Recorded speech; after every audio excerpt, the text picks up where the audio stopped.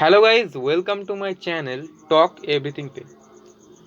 क्या आपका कंप्यूटर चलते चलते अचानक शटडाउन या रिस्टार्ट हो रहा है, या आपका सीपीयू से बहुत भयंकर आवाज़ हो रहा है? अगर हो रहा है तो गाइस वीडियो को लास्ट तक ज़रूर देखिएगा। कंप्यूटर में ये सब होने की बहुत सारे रीज़न हो सकता है। तो सबसे जो नॉर्मल सा कारण है वो है धूल। हाँ गाइस, आपके सीपीयू में बहुत सारा धूल जमा होके ये सब प्रॉब्लम क्रिएट होता है। तो मैं मेरा सीपीयू को खोल के और इसको साफ करके आपको दिखाता हूँ।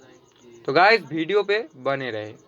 तो गाइस अब देख सकते हो, ये मैंने तार बार सब हटा लिया है और इसको ये साइड से खोलना पड़ेगा। तो गाइस देखो, तो मेरे पास कोई टूल वगैरह नहीं है, तो मेरे पास जो है मैं उससे ही इसको खोल लेता हूँ। तो सबसे पहले ये वाला नट को खोलना पड़ेगा और एक ऊपर है, इसको भी खोलना पड़ेगा।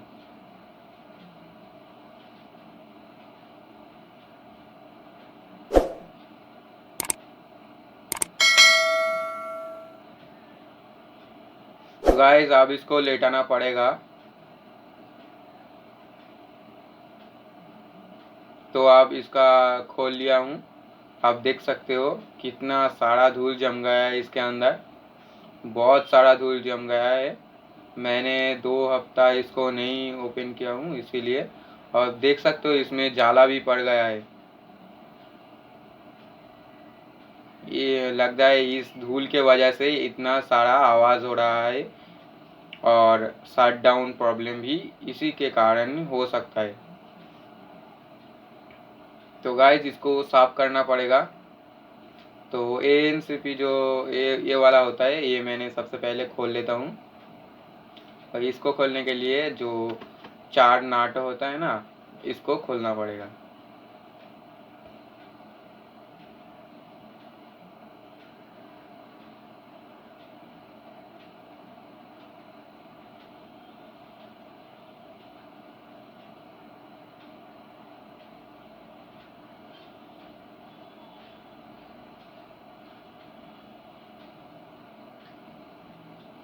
तो गाइस आप देख सकते हो, ये मैंने खोल लिया हूँ।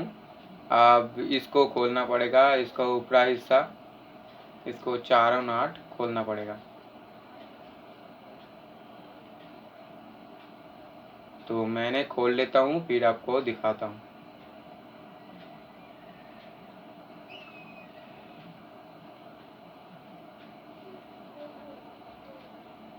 तो ये पूरा का पूरा खुल गया है। अब इसको मैं ओपन कर दिया। आप देख सकते हो इसके अंदर भी बहुत सारा धूल जम गया है, बहुत सारा धूल जम गया है इसके भी अंदर। तो ये फैन को भी निकालना पड़ेगा, तो इसको मैं साफ करूँगा। तो वो मैंने साफ कर लिया हूँ। और ये वाला बोर्ड को भी अब मैं खोल के थोड़ा सा साफ कर लेता हूँ। तो ये मैंने लगा दिया हूँ। और इसका जो ऊपरा का हिस्सा है, ये वो भी मैंने लगा दूंगा।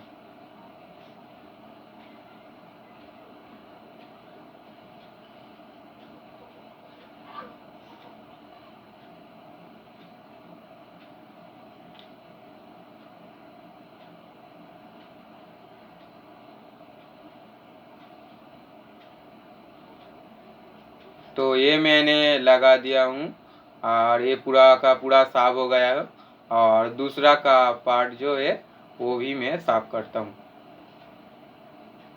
तो मैंने तार को भी थोड़ा सा साफ कर लेता हूँ ब्रश से, क्योंकि तार भी बहुत सा गंदा हो गया है, इसमें भी बहुत सारा धूल जम गया है।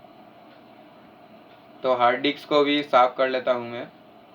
और ये वाला जो निकालने के लिए यहाँ से जो चारों है ना, इसको यहाँ पे रोटेट करना पड़ेगा, इसको ये इस साइड रोटेट करना पड़ेगा, इसको इस साइड रोटेट करना पड़ेगा, फिर ये ऊपर से ऐसे निकल के आ जाएगा।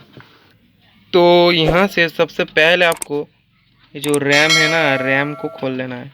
रैम को खोलने के लिए देखो, सबसे पहले यहाँ पे एक, रुक जाओ, मैं यहाँ पे ब्राइटनेस,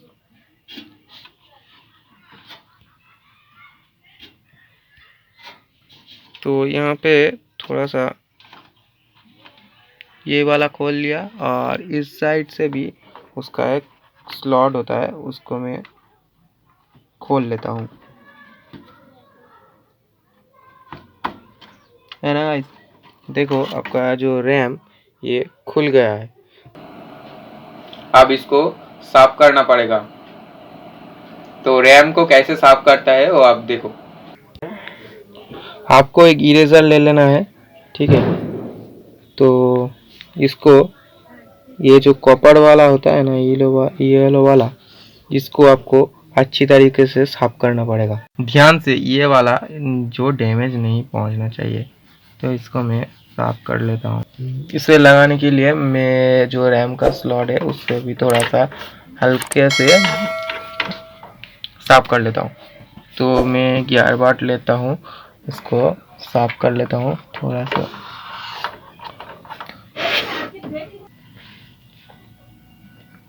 रैम को यहाँ से जोर से दबाना पड़ेगा, ठीक है गाइस। मैं लगा देता हूँ, मेरे हाथ में कैमरा है इसलिए नहीं दिखा। हाँ गाइस, ये मैंने लगा दिया हूँ, और अब मैं थोड़ा सा साफ करके इसको फिर से लगा देता हूँ। तो गाइस पूरा का पूरा सब कुछ मैंने जैसा था वैसा कर दिया हूँ। तो अब इसको ढकना पड़ेगा। तो गाइस यही थी आज की वीडियो। उम्मीद करता हूँ इससे ही आपका प्रॉब्लम सॉल्व हो जाएगी। अगर वीडियो को अच्छा लगा तो एक लाइक कर देना, और ऐसा ही वीडियो देखने के लिए मेरे चैनल को सब्सक्राइब कर देना। वीडियो पूरा देखने के लिए शुक्रिया।